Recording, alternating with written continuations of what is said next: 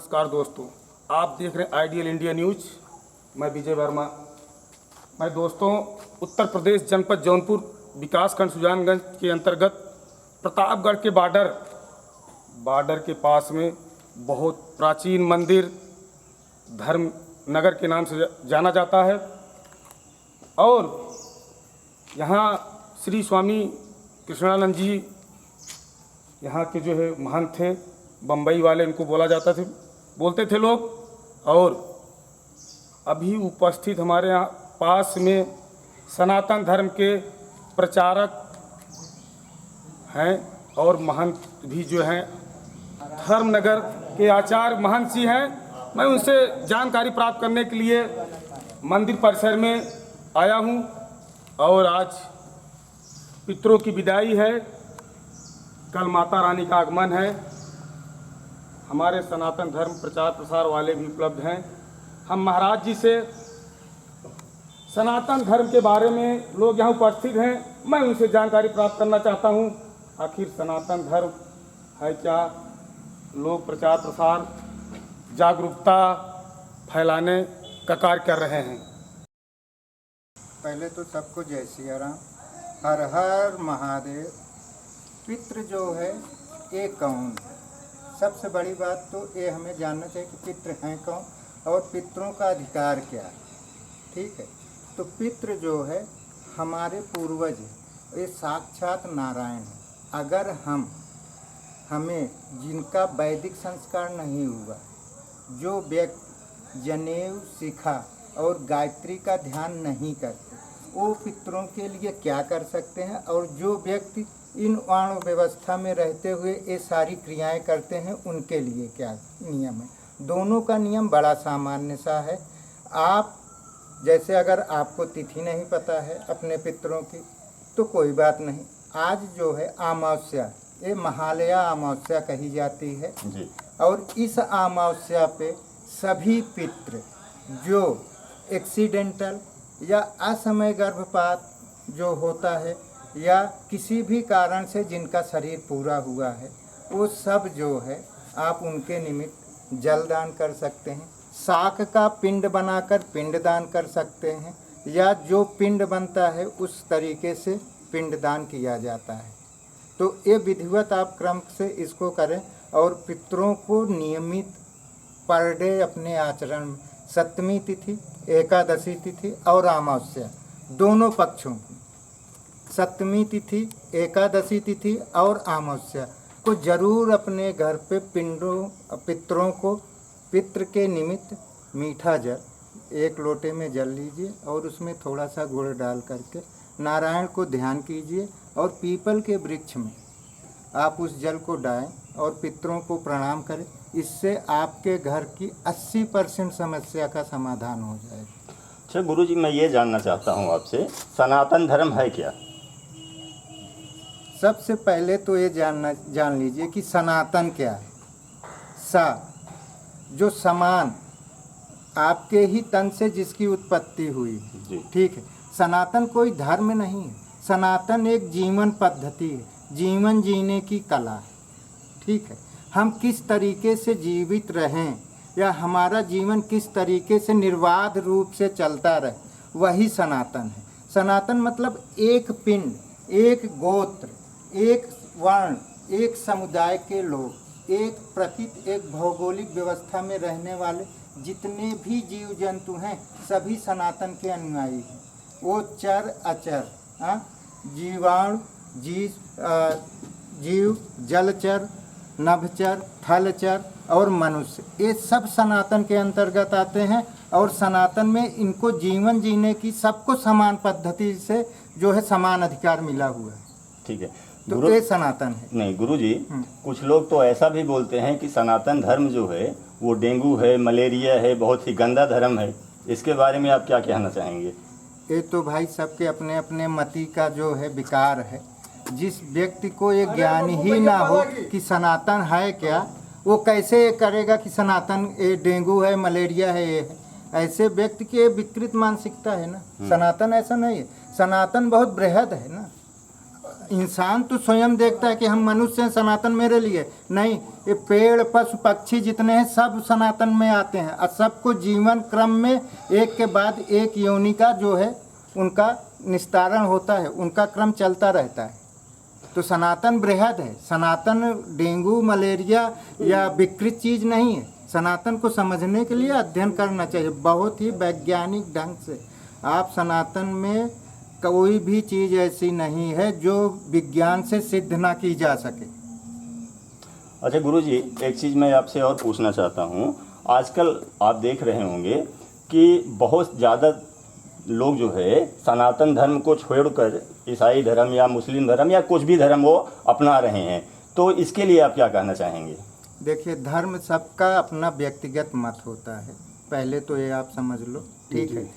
जो कोई भी व्यक्ति किसी भी धर्म में जीवन वो प्राप्त कर सकता है, लेकिन ये अनिवार्य नहीं है कि वो उसी धर्म में उसका जीवन पूरा हो, ठीक है जी। तो अगर कोई व्यक्ति अपना धर्म परिवर्तित कर रहा है तो ये तो उसका एक तो व्यक्तिगत प्रश्न हो गया, ठीक है, कि वो क्यों कर रहा है। दूसरे एक थोड़ी सी जो है ये है कि हमारे जैसे सनातनी या जो हिंदू कहे जाते हैं उनमें एक मन में कुंठा ऐसी है कि हम जो है अपने आप को थोड़ा कम करके आंकते हैं। हम दूसरों को बहुत अच्छा समझते हैं और स्वयं को उनसे कमतर मानते हैं, ठीक है, जबकि ऐसा है नहीं। हम श्रेष्ठ थे, हैं और रहेंगे। सनातन ही था, है और हमेशा रहेगा। आप कहीं पर किसी भी धर्म में चले जाओ, वहाँ से आपको रिटर्न वहीं पे आना है। आप धर्म की उत्पत्ति जहाँ से देखोगे वहाँ सनातन था और अंत देखोगे वहाँ पर भी सनातन है। चाहे आप ईसाई धर्म मान लो, चाहे आप मुस्लिम धर्म मान लो, और चाहे आप पारसी धर्म मान लो, ठीक है। ज्ञान की 4 अवस्थाएं होती हैं जो सनातन धर्म में हैं, और दुनिया के जितने स्थापित मत हैं ये धर्म है नहीं, ये पंथ हैं। इन पंथों में सिर्फ एक ही क्रिया है, इन पंथों में ज्ञान की एक ही क्रिया है। मतलब वो पद्धति जो 4 चरण होती है उसकी एक ही पद्धति को ये अनुसरण करते हैं, बाकी ये और पद्धतियाँ इनको पता ही नहीं है। जबकि सनातन या वैदिक पद्धति में ही वो 4 पद्धतियां हैं जिससे मुक्ति या जो है ज्ञान की प्राप्ति होती है, वो वैदिक धर्म में, वो सनातन धर्म में। ठीक है गुरुजी। कुछ लोग ऐसा भी बोलते हैं गुरुजी सनातन धर्म में कि हम मंदिर जाते हैं लेकिन हमको मंदिर के अंदर जाने नहीं दिया जाता, हमको जल नहीं चढ़ाने दिया जाता, छुआछूत बहुत होता है सनातन धर्म में। सनातन धर्म में ये कभी हो ही नहीं सकता। कोई भी महात्मा हो, कोई भी पंडित जी हो, आचार्य जी हो, ठीक है, आप अगर मंदिर जा रहे हो और यदि आप पूर्ण नियम से हो, स्वच्छ हो, क्योंकि कहीं पर भी आप अपने से श्रेष्ठ किसी के पास जाते हैं। एक सिंपल सा उदाहरण है कि अगर आप अपने से श्रेष्ठ किसी व्यक्ति से मिलना चाहते हो, उनके पास आप जाते हो, जब आप उनके पास जाते हो तो आप कैसे जाते हो भैया? अच्छे से जाते हो, नीट एंड क्लीन जाते हो।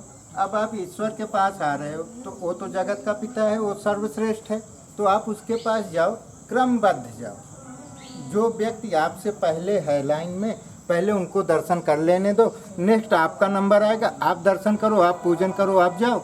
कभी भी किसी मंदिर का कोई भी आचार्य पुजारी आपको मना नहीं करेगा। हाँ, मना ये परिस्थिति पे कर सकता है कि आप में शुद्धि अशुद्धि का भाव होगा तो उसकी पीड़ा जो है उस गर्भगृह का रक्षक जो होता है, जो पूजा करने वाला होता है, तकलीफ उसको होती है तो वो बोल सकता है। लेकिन वैसे उनको बोलना भी नहीं चाहिए कि क्योंकि वो अज्ञानी है, उनको नहीं पता है। आप जानने वाले हो, आप उनको बताओ कि भैया नेक्स्ट आना तो थोड़ा शुद्धि के साथ आना। हाँ, मना नहीं करना चाहिए, लेकिन क्योंकि पीड़ा तो उस व्यक्ति को हो रही है तो वो मना कर सकते हैं। लेकिन धर्म में, सनातन में, वैदिक धर्म में आपको पूजा करने की किसी को भी मना ही नहीं है। आप स्वेच्छा से, और हमारा धर्म तो इतना बृहद है कि आपको मंदिर आने की भी ज़रूरत नहीं है। आप अपने स्थान से ही अपने ईश्वर को, अपने आराध्य को मानिए और उन्हें वहीं से नतमस्तक होकर के प्रणाम कर लीजिए, मंदिर का आशीर्वाद आपको प्राप्त हो जाता है। और गुरुजी अभी आजकल हाल ही में आपने देखा होगा न्यूज़ चैनलों पे या टीवी के माध्यम से कि जो हमारे सनातनी भाई बांग्लादेश में रह रहे हैं उनके ऊपर आपने देखा क्या क्या हुआ, उनकी बहन बेटियों के साथ क्या हुआ। क्या अब वह वक्त नहीं आ गया है कि हमारे जो गवर्नमेंट है, जितने भी सनातनी बांग्लादेश में हैं, पाकिस्तान में हैं, अफ़गानिस्तान में हैं, जहाँ भी वो मतलब विश्व के किसी भी कोने में रह रहे हैं, तो उनको हिंदुस्तान बुलाकर उनको शरण देना चाहिए? देखिए, आप किसी राष्ट्र पे उसकी सीमा के अनुरूप जो व्यवस्था है, तत्कालीन व्यवस्था है जी, ठीक है, जो न्यायपूर्ण व्यवस्था है, उसमें हम किसी राष्ट्र के किसी नागरिक को ऐसे नहीं बुला सकते। उसका एक प्रोसेस होता है। हाँ, रही बात कि हम उन लोगों का उस पंथ से जो है वो पंथ उग्र है, हाँ, वो अनैतिक क्रियाओं में लिप्त रहते हैं, ये सभी जानते हैं। तो आपको अपने धर्म की रक्षा करना है तो आपका मानसिक बल सबल होना चाहिए। आपको मानसिक रूप से सबल होना चाहिए और उसका प्रतिकार करना चाहिए। उनको यहाँ बुला करके आप प्रॉब्लम दोगे। अगर आप में सनातन का स्नेह है तो सभी सनातन भाइयों से ये मेरा विनम्र निवेदन है कि आप सभी अपने उस भाई की मदद करो। जैसे दूसरे जो पंथ हैं वो समुदाय में चलते हैं, लेकिन हिंदू या सनातनी कभी समुदाय में नहीं रहता।